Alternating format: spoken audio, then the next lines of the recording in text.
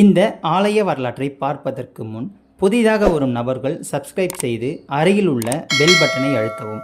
அப்பொழுதுதான் நான் தினந்தோறும் பதிவிடும் ஆலயங்களின் வீடியோக்கள் உங்களுக்கு நோட்டிஃபிகேஷனாக வரும். பிடித்திருந்தால் லைக் பண்ணவும் மற்றும் ஷேர் செய்யவும். வாருங்கள் இந்த ஆலயத்தின் மகிமையை பார்க்கலாம். தெய்வங்களை உணரும் ஆன்மீக பயணத்தில் இன்று நாம் தரிசிக்க போகும் ஆலயம் அருள்மிகு ஸ்ரீ கொற்றவாலீஸ்வரர் திருக்கோவில், கோவிலூர், காரைக்குடி, சிவகங்கை மாவட்டம். இந்த ஆலயத்தினுடைய தல வரலாறு. திரு காணப்பேர் என்னும் காளையார் கோவில் பகுதியை வீரபாண்டியன் ஆண்டு வந்தான். இக்கோவிலில் உள்ள காளீஸ்வரர் அருளால் வாள் ஒன்றை அந்த மன்னன் பெற்றிருந்தான். அதற்கு கொற்றவாள் என்று பெயர். கொற்றவாளுடன் போர் புரிந்து பகை மன்னர்களை வென்றான். ஒரு நாள் காட்டிற்கு வேட்டையாட சென்ற பொழுது சிவபெருமான் மன்னனோடு திருவிளையாடல் புரிய தொடங்கினார். காட்டில் மாயமான் ஒன்று எதிர்பட்டது. துரத்தி சென்ற பாண்டியனுடைய கையிலிருந்த வாளை சிவபெருமான் காணாமல் போக செய்தார். அந்த வாளை தேடி மன்னன் அலைந்தபோது அங்கு ஒரு அந்தணனையும் புலியையும் சிவன் அவன் முன்னால் வர செய்தார். புலிக்கு பயந்த அந்தணர் அபயம் அபயம் என்று அலறினார். அவர் மீது இரக்கம் கொண்ட மன்னன் புலியுடன் சண்டையிட்டு தன்னுயிரை கொடுக்கவும் முன்வந்தான். அப்பொழுது புலியும் அந்தணனும் அந்த இடத்திலிருந்து மறைந்தனர்.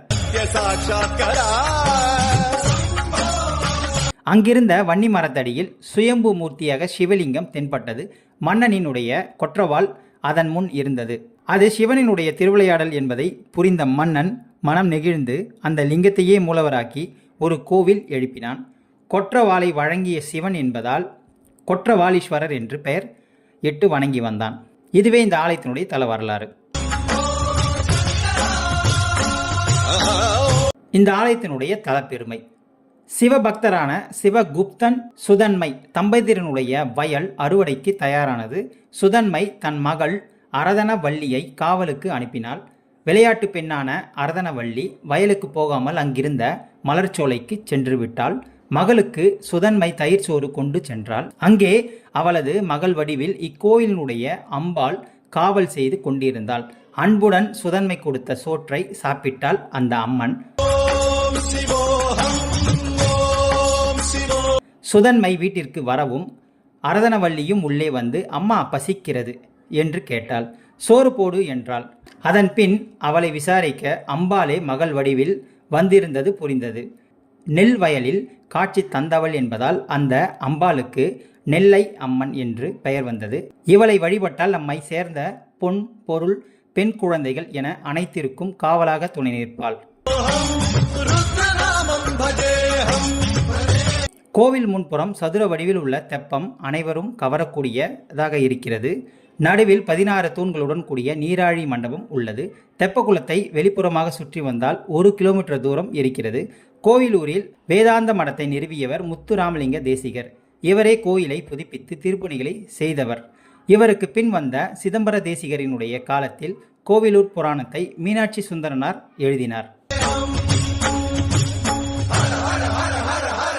இந்த கோவிலில் வீணை சரஸ்வதி, சர்வ அலங்கார சாரதாம்பிகை, ஊர்த்துவ தாண்டவ நடராஜர், மீனாட்சி திருக்கல்யாணம், ரிஷப வாகனத்தில் சிவபார்வதி, மயில் மீது சண்முகர் ஆகிய சிற்பங்கள் அழகாக வடிக்கப்பட்டுள்ளது.